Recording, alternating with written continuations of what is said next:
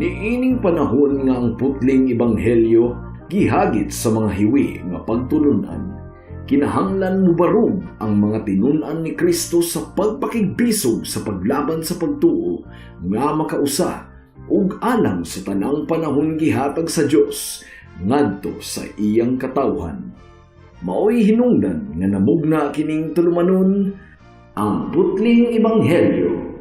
30 minutos nga pagsabwag sa tinuod nga ebanghelyo kauban ni Pastor Jeremias Hangad.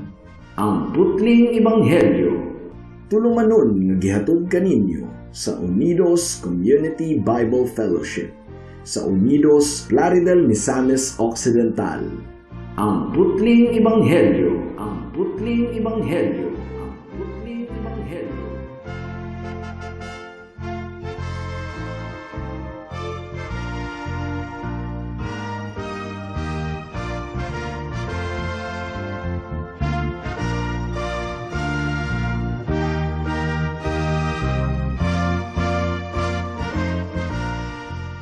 Mayong hapon Unidos, Plaridel, Calamba, Balyangaw, sa Pangdalaga, Rizal, Lupisayna, ug kutob sa tanang gidala sa Ginoo sa pagpaminaw nining atong programa nga giuluhan og ang putling ebanghelyo.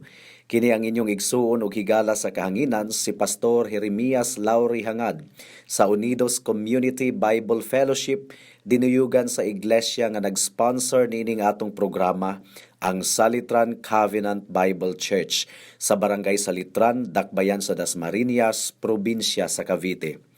Akong gipaabot ang akong pagpanimbaya sa akong lolo nga si Isabelo Lauri Sr.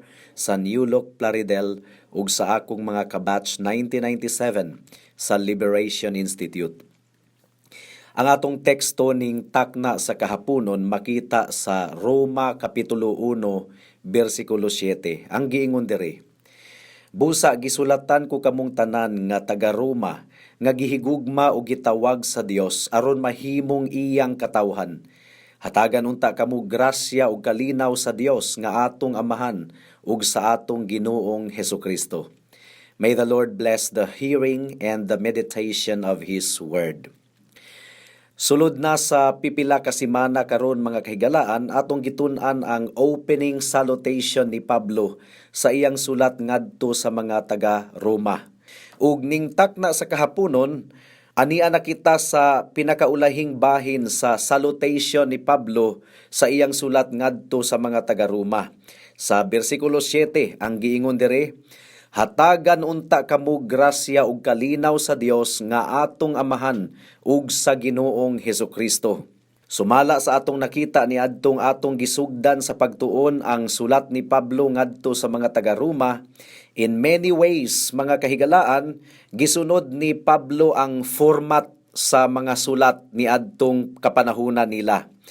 Ang paghisgot sa grasya ug kalinaw sa katapusang bahin sa salutation sa mga sulat ni adtong panahuna dili uncommon, but pasabot common gayud kaayo.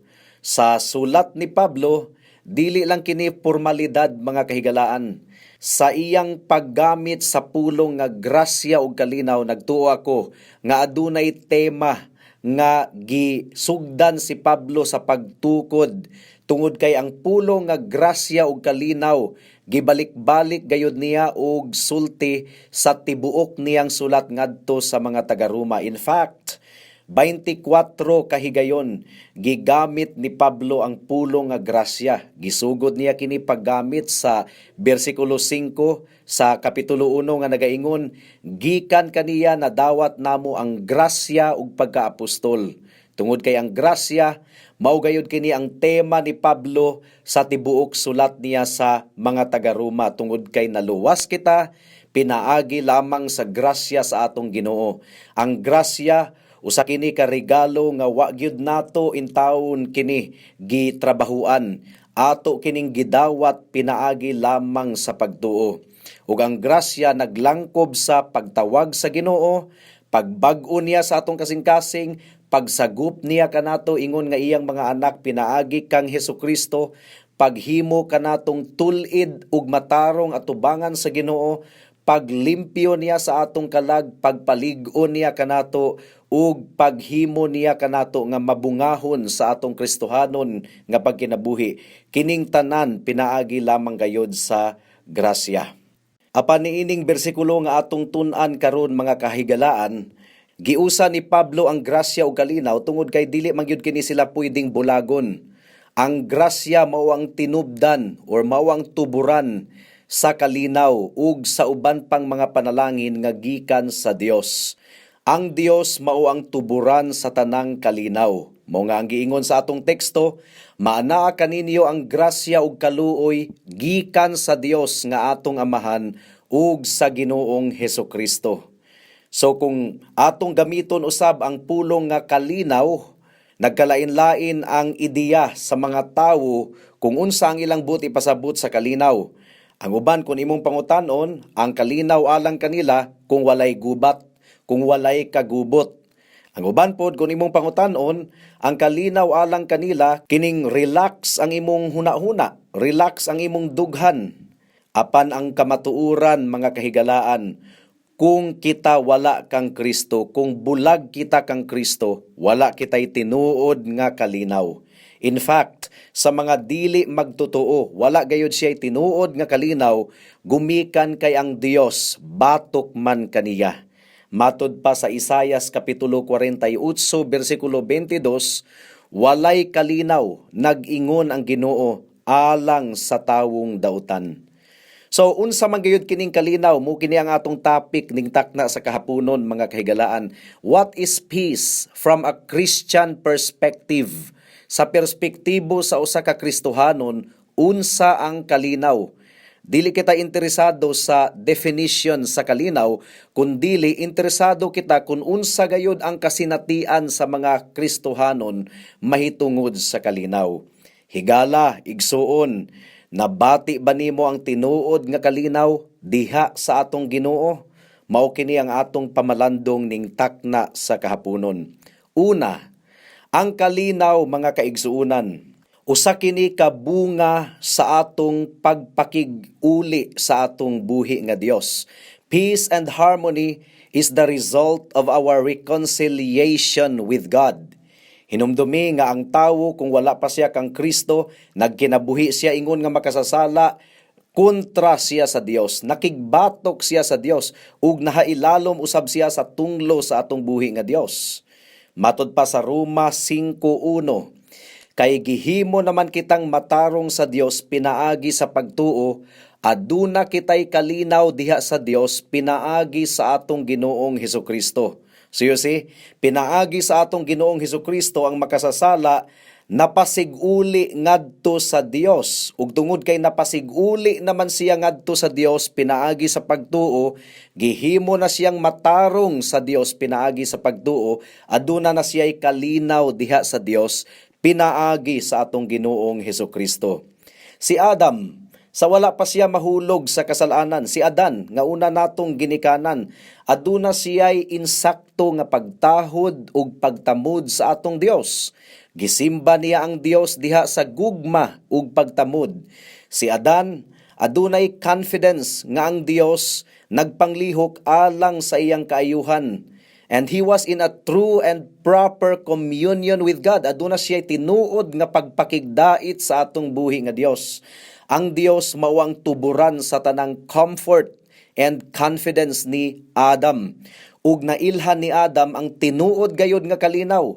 Ang kalinaw nga nagagikan sa kamatuuran nga ang Ginoo kauban kaniya ug nagpanglihok ang Dios alang sa iyang kaayo. Apan unsay nahitabo? Pagkahulog ni Adan sa sala, nawagtang ang kalinaw. Matod pa sa Isaias kapitulo 59 bersikulo 2. Ang inyo hinuong kalapasan maoy nag-ulang kaninyo ug sa inyong Dios. Ang inyong sala maoy hinungdan sa iyang pagpahilayo kaninyo aron dili siya makadungog kaninyo. Ambot pasabot, dili siya maminaw kaninyo. Ang tawo nga dili paluwas, wala pa diha kang Cristo, na sinati niya ang pinaka-grabe gayod kaayo nga panagbangi, tungod kay aduna siya'y panagbangi sa Dios. Sa wala pa maluwas ang tawo, sa wala pa kita maluwas mga kaigsuunan, halayo kita sa atong Ginoo. Halayo kaayo kita kaniya. Matud pa sa Efeso Kapitulo 4, versikulo 17 hangtod sa 19, paminawan ninyo ang giingon diri. Busa sa ngalan sa Ginoo, awhagon ko kamo nga dili magkinabuhi sama sa mga dili magtotoo, kansang mga hunahuna walay hinungdan, ug kansang kaisipan anaa sa kangitngit, nahimulag sila sa kinabuhi nga gihatag sa Dios, kay wala man sila mahibalo niini, tungod kay wala man sila mamati. Nawad-a na sila sa kaulaw, nagpatuyang na lang sila sa bisyo ug nagbuhat sa tanang kalawayan. So imbis nga kalinaw ang ilang nabati diha sa Ginoo, imbis nga kalinaw ang atong gibati diha sa Ginoo kaniadto sa dili pa kita magtotoo, kita adunay panagbangi batok sa Dios. Matod pa sa Salmo Kapitulo 2, versikulo 1 hangtod sa 3, ug kini nga bersikulo naglarawan sa kasing-kasing ug hunahuna sa tanang mga tawo nga wala pa sa atong Ginoo. Ang giingon diri, nganong nagsabot man pag-alsa ang kanasuran, nganong naglaraw man silag mga butang nga walay kapuslanan. Ang mga hari nila naghiusa ug ang ilang mga pangulo nagkasabot pag-alsa batok sa Ginoo ug sa hari nga iyang pinili.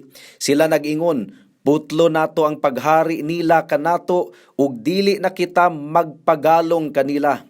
So ang pinulungan sa Biblia sa kining pag-alsa batok kaniya but ipasabot aduna gayoy gubat batok sa Dios. Ang tawo nga makasasala wala pa diha kang Cristo, aduna siya'y pagpakigsangka batok sa Dios because the natural mind hates God. Nagdumot ang iyang kasing-kasing sa atong Ginoo, nagdumot ang iyang hunahuna sa atong Ginoo ug nang hinaot siya nga wala na lang untay Dios.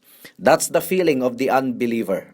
Apan niadtong giluwas kita sa Ginoo, napasiguli kita ngadto kaniya, nahibalik ang atong relasyon ngadto sa Dios.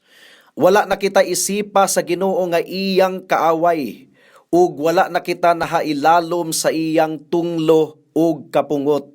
Ug kita gihatagan niya og pribilehiyo nga makaduol sa iyang presensya, makaduol sa iyang presensya diha sa pagsimba. Ang tawo nga tinubos, nakabaton gayod og tinuod nga kalinaw. Ang kalinaw mao kining pagkinabuhi ilalom sa panalangin sa atong buhi nga Dios. Ang kalinaw mao kining pagkinabuhi nga ang atong sala gipasaylo na sa Ginoo, mao nga wala na kita giusig pa sa atong konsensya. Ug ang tinuod nga kalinaw midangat kanato pinaagi lamang sa grasya sa atong buhi nga Dios. Nasayod kita nga ang atong sala gipasaylo pinaagi sa dugo sa atong Ginoong Hesukristo. We have an absolute confidence in the efficiency of the blood of Christ.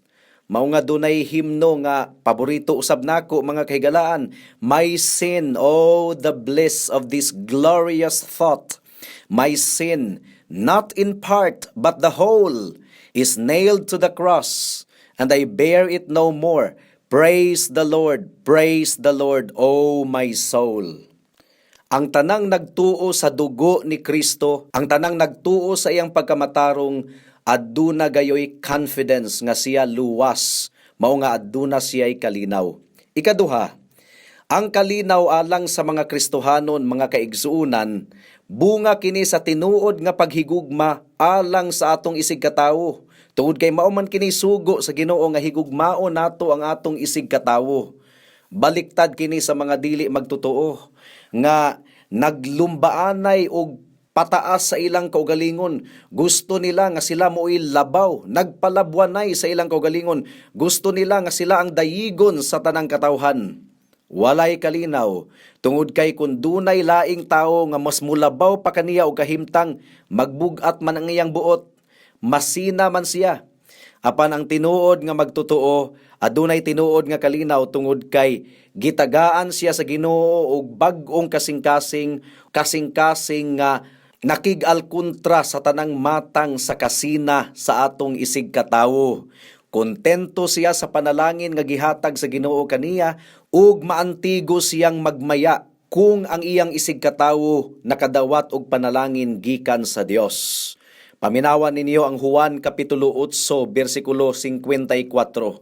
Si Jesus mitubag, "Kun pasidunggan ko ang akong kaugalingon, walay bili ang akong dungog. Ang nagpasidungog kanako mao ang akong amahan nga inyong giingon nga inyong Dios." Alang di ay sa tinuod nga magtotoo, gasunod siya sa kinaiya ni Cristo nga wala nagpasidungog sa iyang kaugalingon.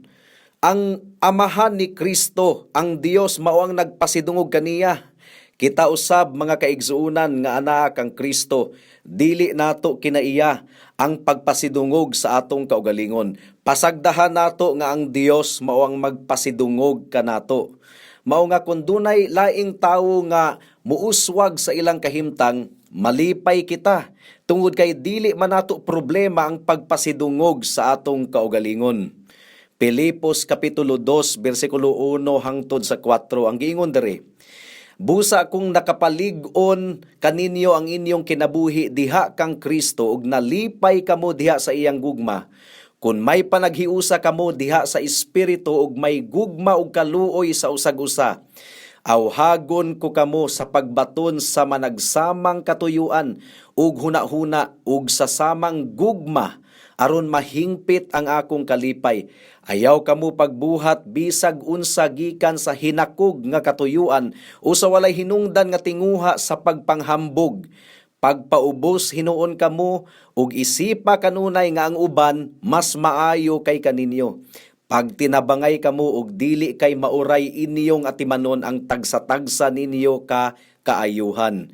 So you see, adunay kagawasan ang mga Kristohanong tinuod gumikan kay wala sila nagkinabuhi diha sa kasina.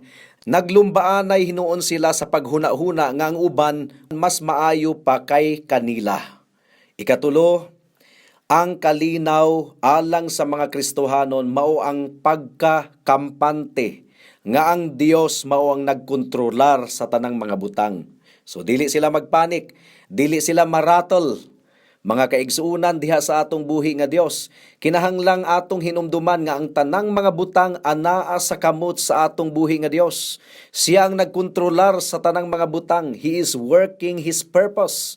Salmo 115 bersikulo 3 ang giingon diri, "Ang among Dios atua sa langit ug iyang buhaton ang gusto niya." Mao nga dili kita magpanik bisag bugat ang mga panghitabo sa atong kinabuhi tungod kay wala man kini mahitabo kung dili kabubuton sa atong buhi nga Dios. Isayas kapitulo 46 bersikulo 9 hangtod sa 10 ang giingon diri, "Ayaw hikalimti ang nangagi, kay ako mao ang Dios ug wala nay lain sama kanako. Sa sinugdan pagani nasayran ko na ang katapusan ug nahibaluan ko na ang sangputan, bisan kun wala pa mahitabo. Ipahayag ko nga dili gayod mapakyas ang akong plano ug tumanon ko ang tanan kong tuyo." So alang sa Kristohanon, mga kaigsuunan, aduna kitay kalinaw nga nabatunan sa pagkasayod nato nga bisan pa sa atong pag-antos, bisan pa sa atong mga problema, adunay maayong tumong ug katuyuan ang Dios niining tanan. God works all things for His own glory. Apan alang sa mga walay Kristo, alang sa mga walay Dios sa ilang kinabuhi, ang ilang pag-antos niining kalibutana practice lamang sa walay katapusang pag-antos didto sa impyerno. It is a reminder of the consequence of sin. Matagluha nga mutulo sa ilang mga mata. Practice lamang kana sa tanang luha nga ilang ihilak hangtod sa kahangturan didto sa impyerno kung dili sila maghinulsol sa ilang mga sala ug modangup kang Cristo alang sa kapasayloan sa ilang sala. Every discomfort is just a foreshadow of the place where there will be gnashing of teeth. Mo kanay giingon sa pulong sa Ginoo. Apan alang sa tanang mga tinuod nga Kristohanon, Nasayod sila nga gidisenyo sa Ginoo ang tanang mga butang alang sa atong ikaayo. Mao kini giingon sa Romans 8:28, all things work together for good to those who love God and to those who are called according to His purpose. Ang Dios naghatag kanato og mga problema usab. Naghatag usab kanato og mga kabug-aton, gitugot kini sa Ginoo sa atong kinabuhi nga mahitabo aron dili kita ma-in love niining kalibutana. Aron ato gayong tinguhaon ang pagbalik sa atong buhi nga Dios. Matud pa sa Buhat kapitulo 14 bersikulo 22. Ang giingon diri, ilang gilig-on ang mga magtutuo o gidasig nga magpadayon diha sa pagtuo. Miingon sila, kinahanglang muagi kita sa daghang mga kalisdanan aron makasulod sa gingharian sa Dios. So you see, wala kita nagtudlo mga kaigsuunan nga ang Kristohanong kinabuhi walay problema. Oh no! Kung walay problema ang atong Kristohanon nga kinabuhi na, ma-in love na kita niining kalibutana. Dili na nato tinguhaon ang pagbalik sa Dios ug makalimot na kita sa Ginoo.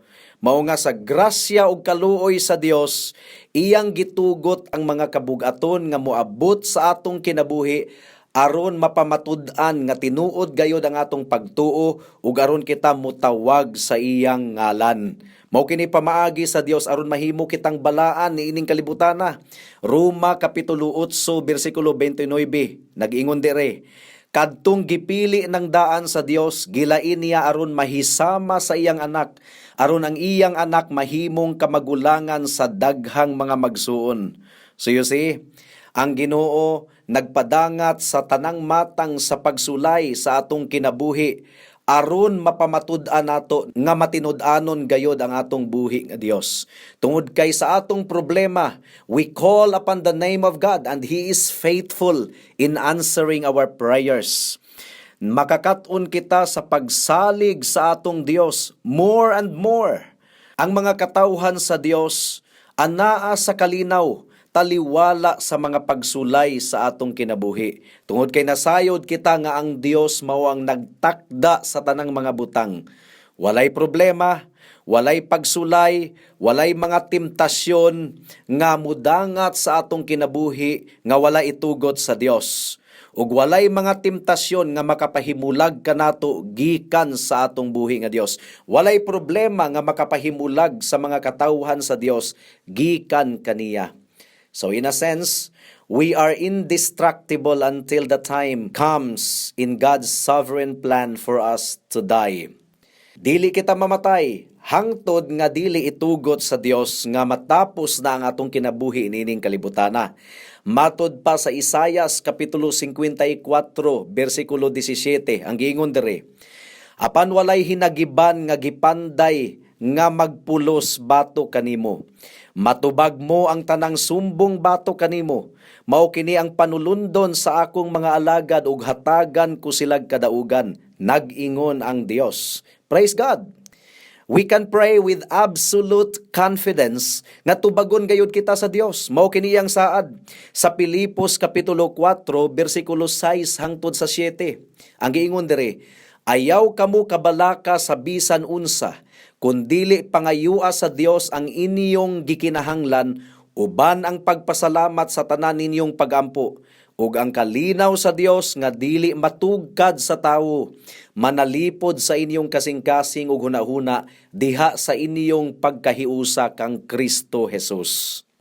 Ikaupat, mga kaigsuunan, alang sa tinuod nga Kristohanon, ang kalinaw mao ang comfort, maupod kini ang confidence ug pagkakontento nga atong nabatunan diha sa atong pagsalig sa atong Ginoong Hesukristo. Ang mataro nga tawo nga anaa kang Kristo adunay kalinaw sa presensya sa atong Dios. Matud pa sa Deuteronomy chapter 31 verse 6 ang giingon diri, pagmalig-on kamo ug pagmaisugon, ayaw ninyo sila kahadluki kay ubanan kamo sa Ginoo nga inyong Dios, dili kamo niya pakyason o biyaan. Ug matud pa sa Joshua chapter 1 verse 5 ang giingon diri, walay makabuntog kanimo sa tibuok mong kinabuhi. Mag-uban ako kanimo ingon sa pag-uban ko kang Moises, ug dili ko gayod ikaw pakyason o biyaan. So you see, Ang matarong nga tawo nga anaa kang Cristo, adunay kalinaw diha sa gahom sa atong Dios. Aduna siya'y kalinaw diha sa kusog sa atong Dios. Matod pa sa Salmo kapitulo 18 bersikulo 2 ang giingon diri, ang Ginoo mao ang akong tigpanalipod, siya ang lig-on kong kota ug manluluwas.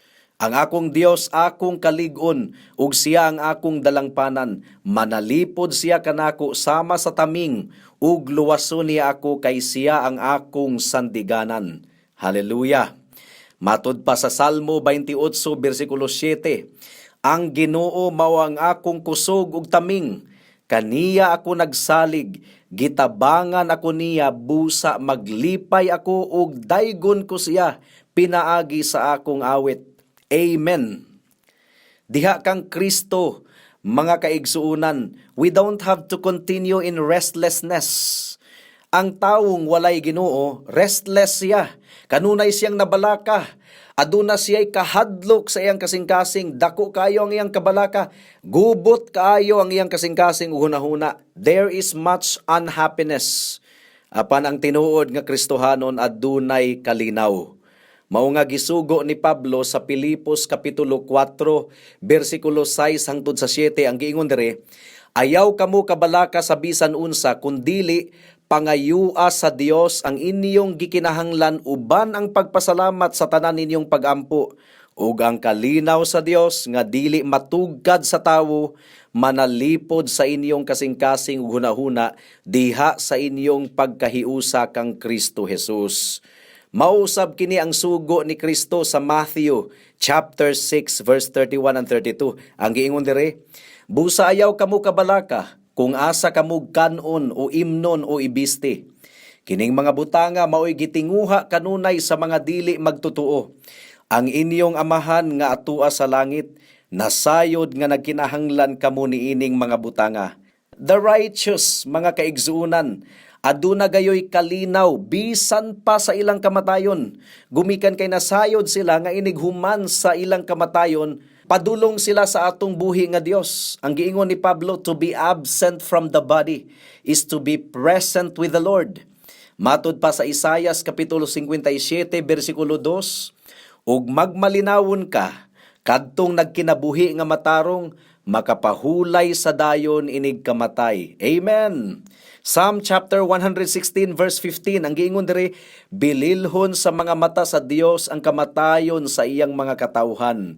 Mao nga ang tinuod nga mga katawhan sa Dios adunay kalinaw bisan pa sa ilang kamatayon, because they know that after death they will be transported to the presence of the Lord. Aduna kitay buhing paglaom, aduna kitay kalinaw. Praise God. Ang pangutana higala, nakabaton ka na ba niining matang sa kalinaw? Ang nakabato niini nga kalinaw kadto lamang anaa kang Cristo. Kadto lamang naghinulsol sa ilang mga sala. Kadto lamang nagdangup kang Cristo or midangup kang Cristo alang sa kapasayloan.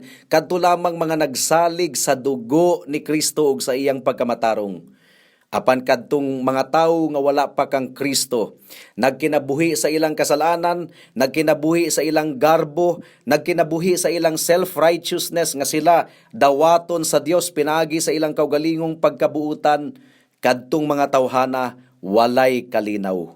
Matod pa sa Isaias kapitulo 48 bersikulo 22, walay kalinaw, nag-ingon ang Dios alang sa mga dautan. Asa man nimo makaplagan kanang maong kalinaw higala? Well, matod pa sa Roma 1:7 sa atong teksto, hatagan unta kamo grasya ug kalinaw sa Dios nga atong amahan ug sa Ginoong Hesukristo. So kini nga kalinaw higala anaa lamang gayud sa atong Ginoong Hesukristo. Makaplagan lamang nato kining maong kalinaw kung kita mudangop sa atong Ginoong Hesukristo diha sa pagtuo sa iyang dugo ug pagkamatarong. Only Christ can bring lasting eternal peace.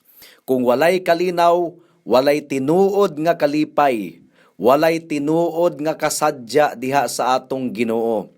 Kung adunay kalinaw, Gikan sa atong buhi nga Dios adunay tinuod nga kalipay, adunay tinuod nga panagmaya, bisag unsa pa ang sitwasyon nga moabot sa atong kinabuhi.